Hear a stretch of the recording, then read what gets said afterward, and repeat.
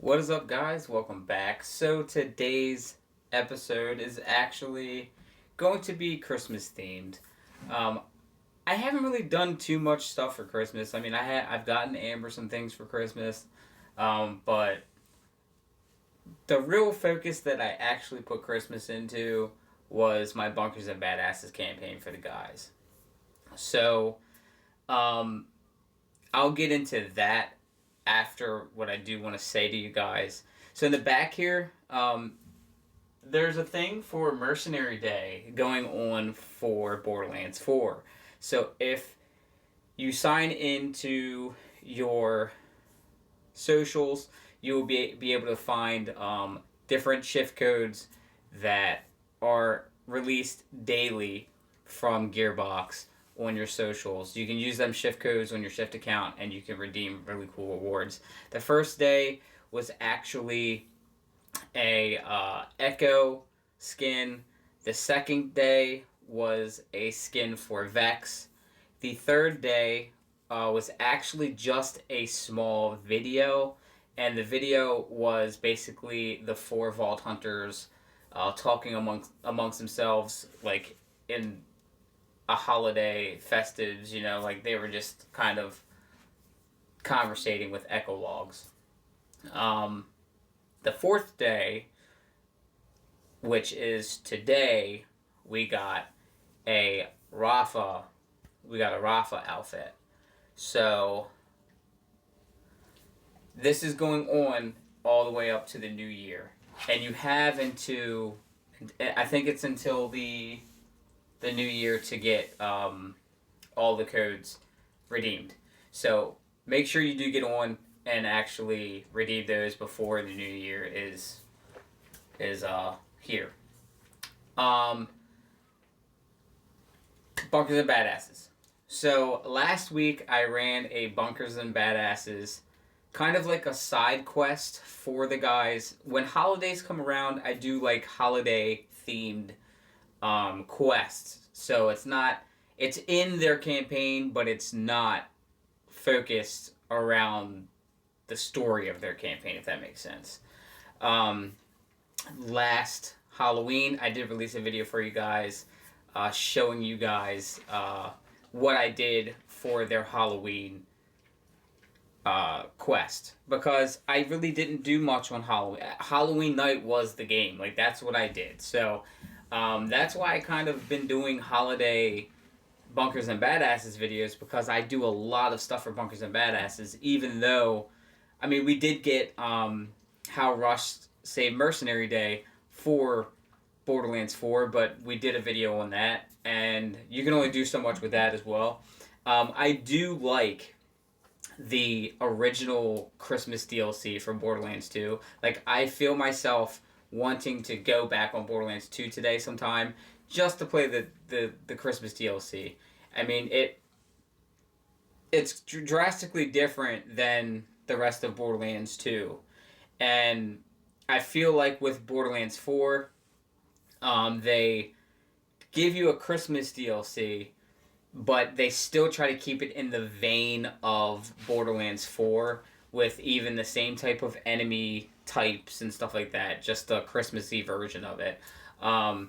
I think that they really should have most likely kind of... I'm not saying that the DLC is bad, and plus it's free. So, like, if you haven't played it yet, but you're playing Borderlands 4 and you're wanting a Christmas DLC, it's a good little DLC to go through and, get your vault cards done and stuff like that. So it's not bad, but there's just some sort of charm with the Christmas DLC or the Headhunter for Borderlands 2.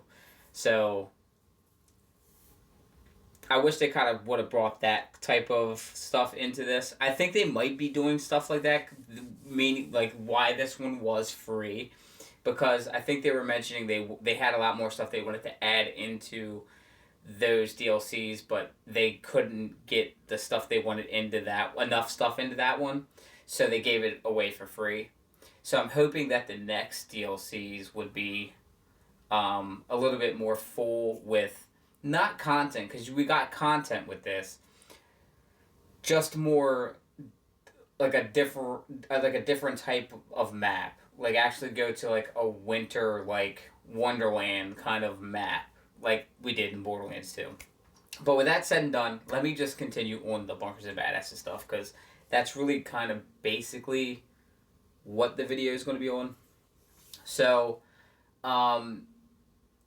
my quest for the Bunkers and Badasses game that they were doing was I had some models, right? And, well, one of the models is put up already, but I do have some models out. I had the Red Gobbo model, which is a Warhammer model, right? It's basically a goblin in like a Santa outfit, and he's holding a dynamite. He's sitting on top of a rooftop with a chimney. There's like a sack of toys and stuff like that. I had that model. I did paint that model on this channel. So if you are, I think I did that for a Christmas thing too. I used him to start off the campaign. So in their main hub, which is Coast Haven, they have a Christmas festival going on. I think it was like the Winter Light Festival or something like that. I replaced the main square's fountain with a big Christmas tree. It was all, decorated and everything. I had the tavern decorated. There was wreaths on the windows and stuff. And then I had smaller Christmas trees just around the town and stuff. So they start off, right, with the Winterlight Festival. There were some things that you can do during this festival. So I've been running a character alongside them, not to guide them, not to do anything or try to solve puzzles or anything like that. When you're running a game and you're running a character, you should really do it as a support character, like to kind of make battles go a little bit faster or like just help. It's only the two guys now. I had four, but now there's two guys and me. So I put in a support character, which is my character, Vanitas, and I put him in there to help them with battles, not so much with puzzles and stuff like that.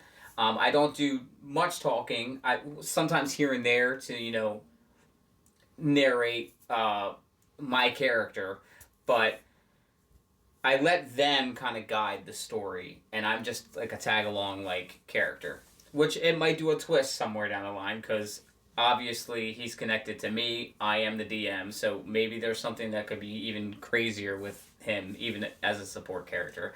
But I don't want to be OP. I don't want to take the shine from my players because it's their story, not mine. So they're in this festival, right? I think I was doing, a snowball fight. Somebody else was doing another, like a ornament thing. They were like putting together ornaments and stuff. Like there were things and rewards for each individual like thing, right? They're doing this. Well, out of nowhere, a goblin, which was the Red Gobbo, appears on a rooftop, and he just starts mayhem. And what he does is he throws something into a tree, the tree, and it explodes, but it doesn't blow up the tree. It just has presents like flying out of the tree. The presents end up being like presents from like a horror movie because like the boxes are snapping at townsfolk. The ribbons are like snakes. They're biting on ankles of townsfolk and they're like dragging them and like it's mayhem, right? And the Red Gobbo climbs the tree. He grabs the star off the tree, and then he rips a portal open and he jumps into the portal, right? And then our players are like, fuck that. I don't like portals. Portals are sending us everywhere, even the upside down here. I don't fuck with that. But eventually I just go, okay, my character goes through the portal. So, I'm going to show you guys some pictures too, because this is actually pretty wild. So after the portal, they are at the North Pole. So they get through the portal. They are in the middle of this massive map that I put together on a smaller table for them. And these guys are like, holy shit, this is amazing. I love this, right? I had everything on this table from train tracks to, obviously I had buildings. I had like workshops. I had literally, I had like a cobblestone road that I was 3D printed and I was painted up. I had lamps. Like I had the lamps with the reefs on it. I had a lot of stuff on this table. It looked like a Christmas wonderland on this table. And the characters, of course, they were like, oh my god, I gotta see what's around this. Like, what can we find here in the North Pole, right? They couldn't spot the goblin anywhere, but they were from the beginning. But they did, like, go to a, like, I think Kevin went to, like, the neighborhood first, like the houses where the elves were housed at. And he realized, okay, these elves, something's going on because the elves are locking all their doors, they're closing all their shutters, they're boarding stuff up, they don't want nothing to do with anything that's going on, right? So, out of nowhere, this green furry guy comes out of nowhere, right? And this is supposed to be the Grinch. Now, this is the model. I'm going to grab it. This is the model that I used for the Grinch. And it's definitely a really cool Christmas model. This came in a 2-pack. It came with him. So it was the jolly one and the mean one. And he is the mean one.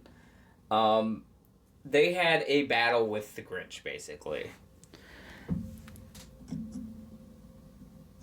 They were definitely like holy shit, this is the Grinch. And I was like, yeah, like there's definitely a lot of different nods and stuff. So they battle the Grinch and they end up beating the Grinch. And it comes to a point where they're like, okay, that was like a boss. So like, what do we do? All you can do is really investigate. So they're going around to each individual building, and then eventually what happens is there's 2 buildings I had, right? And the 2 buildings that I did have were Christmas buildings. Like they were for like a Christmas garden, and they do have some characters on there, and it's too much work to try to snap them off, try to take the pieces off of them. So I decided they'll be NPCs, right? Because the elves look like they were running anyway, so I'm like, okay, they're running into this building because they're trying to get out of, like, the way of any mayhem that's going on, right? And Langston was like, hey, I want to go talk to that elf. I'm like, okay, cool, whatever. So he goes to talk to the elf, and the elf is sick. And then out of nowhere, he starts turning into a goblin. And then I ended up using this model, right? This actually happened after. So they had to cross the train tracks. And when they crossed the train tracks, this like mutated like thing that tries to be a version of Santa Claus was guarding the tracks first, right? So he's like a battle in itself. They end up beating that, or we end up beating that, and then he tries to talk to an elf, who then turns into a goblin. The goblin's attacking them, and then they're like, oh shit. But meanwhile, this goblin's turning and attacking. Another character's running down the road to the train station, where that triggers another like battle, basically getting too close to the train station, and that brought in the Red Gobbo and this. So this was a newer Christmas Warhammer model that I used for this year's game. Has a bunch of goblins on there, even a goblin on the base. This is a very cool model. And they were, so what happens was I told them this is the gobbo, right? You have to knock the goblin off, and then if they knocked him off, I used the red gobbo model separate, and this was a standalone model just to play as the squid. So this model could dash and tackle, and then the red gobbo was just a heavy hitter anyway.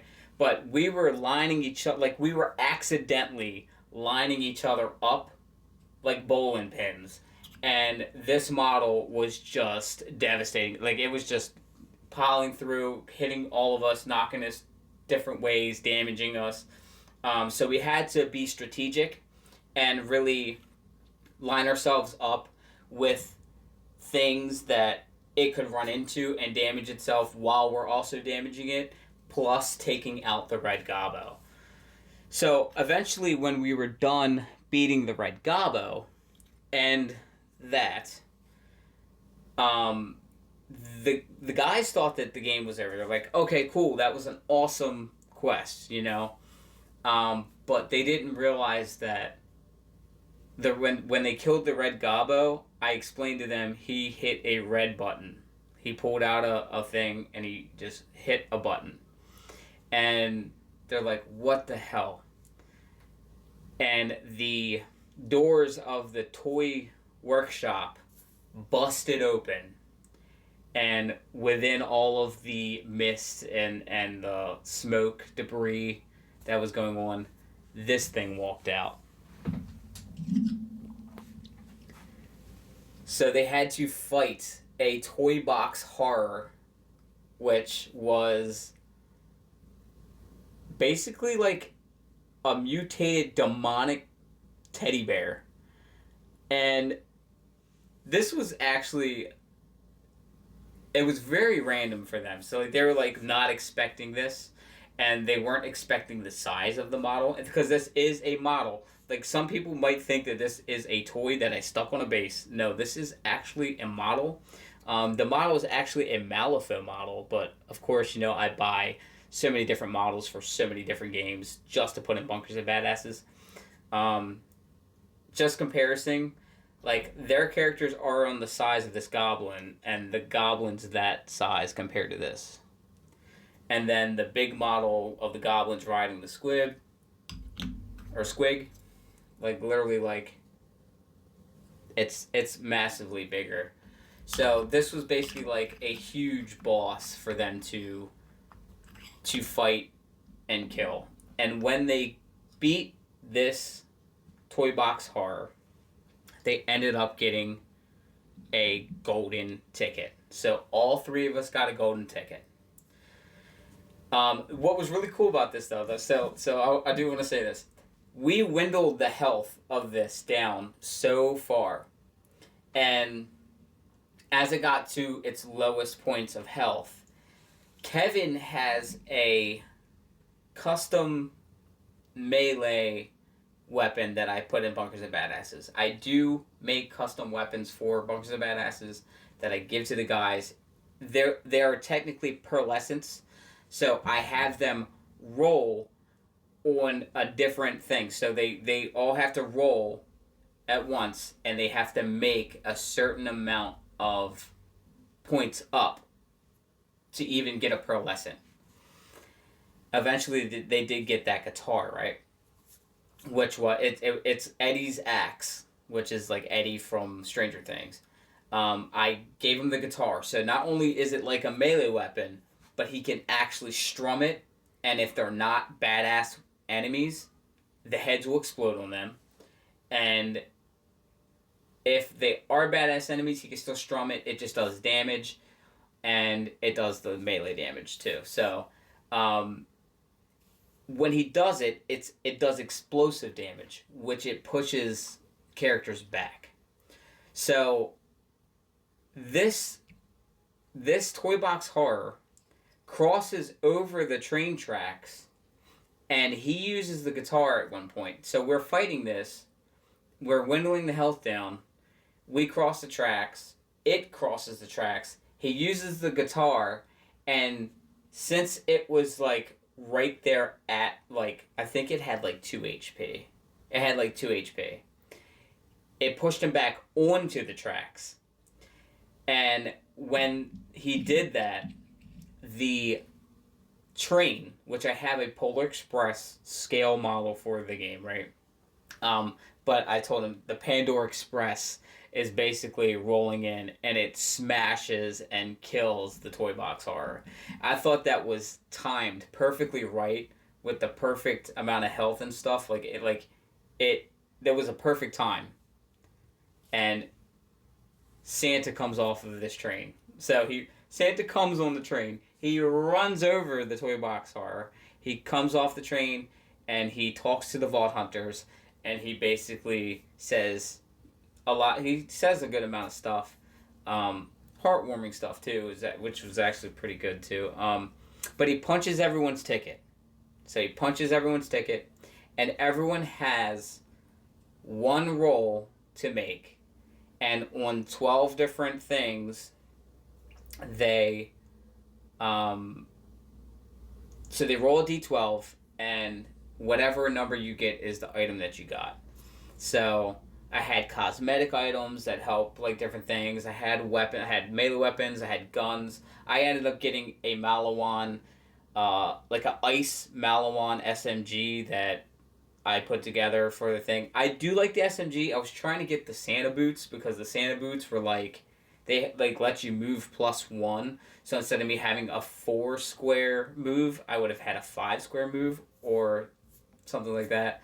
But we all ended up either getting melee weapons or guns. So this was definitely a really cool campaign. I definitely feel like this one ended up being better than my Halloween one. And the Halloween one had a lot of stuff into it, but I felt like with it being an outside area, not them in mansions or anything like that, because with the Halloween one, they were in a mansion, so I could use my tenfold dungeon stuff to do that. I feel like with this one being its own little town that I made, I think it made it a lot more. Plus the train, like I feel like I'm not going to be able to use the train that much unless it's like a Christmas themed thing because it's Polar Express.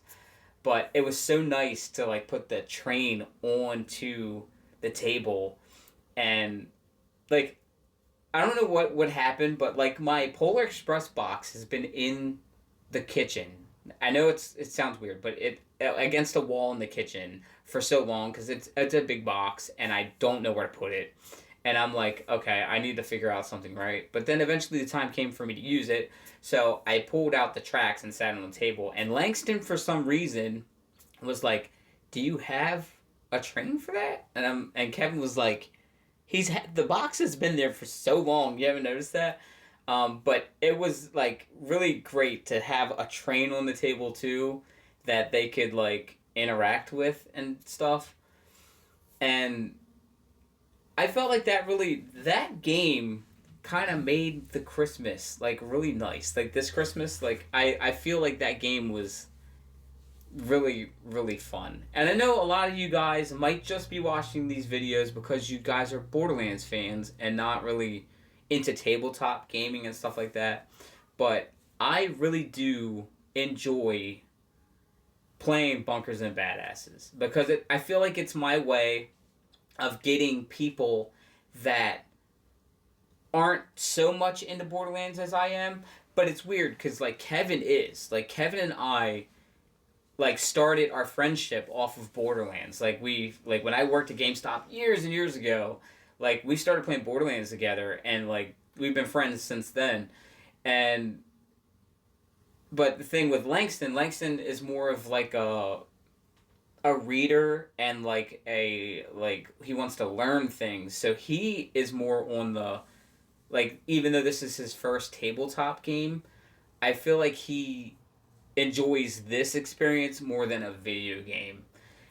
So it's nice to have both of them, like, because one is really knowledgeable of Borderlands and one is learning of Borderlands because he's playing Bunkers. So he's like, I'm going to learn. Like, he reads and researches a lot of stuff for Borderlands because there's so much, like, that is taken from Borderlands that I put in Bunkers and Badasses, because it's basically the same thing, just fantasy.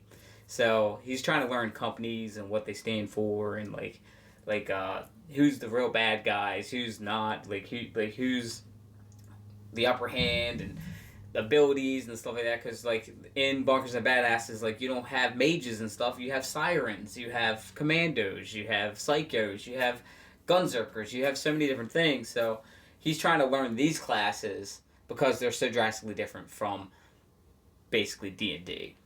But that's basically it, guys. That's all I really want to talk about. I have a pile of Borderlands stuff still sitting here, and I do usually make a video of the collection at the end of a year, and that was the plan. I was going to do a video at the end of this year, which is like a week, and basically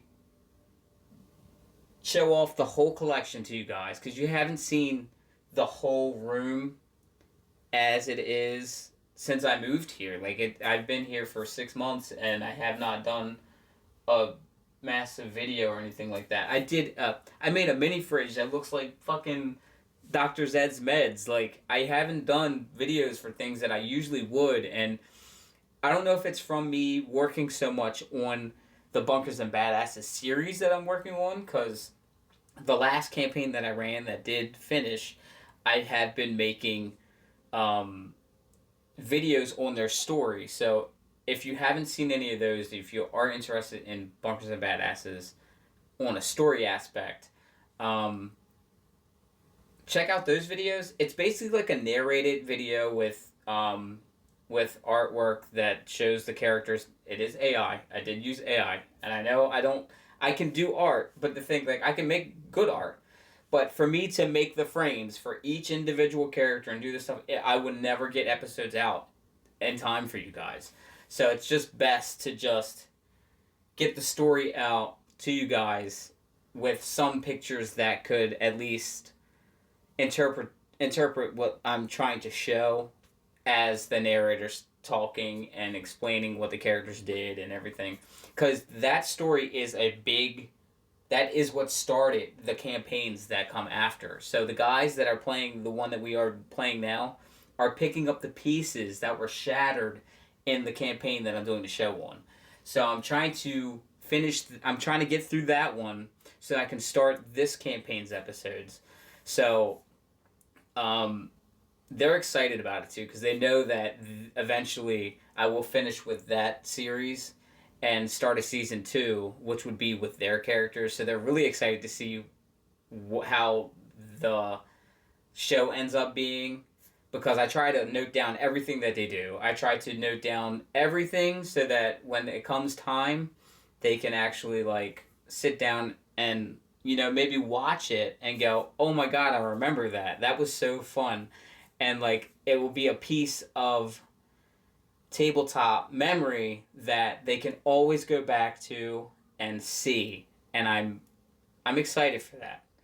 So as always, Merry Christmas, everybody. I really hope you guys have a really good Christmas. I hope you guys get the things that you want, and I also hope that you guys have a good New Year. If you don't stop by and see any videos in between then, I am going to try to edit this video, try to show you some pictures of things of the table and stuff like that. But I am going to start working on this week's episode for the Fall of Pandora series that I've been working on, because there's a lot to that. There's a lot of steps. There's a lot of writing I have to do, because I have to rewrite everything as like a narration thing, and then I have to have a thing narrated that's not me, because I feel like I'll be stuttering or tripping over words and shit when I'm trying to make a video for some reason. So I'm going to try to put that all together so that can be up for you guys on Sunday. So as always, thank you guys for checking out today's video, and I'll catch you all in the next one.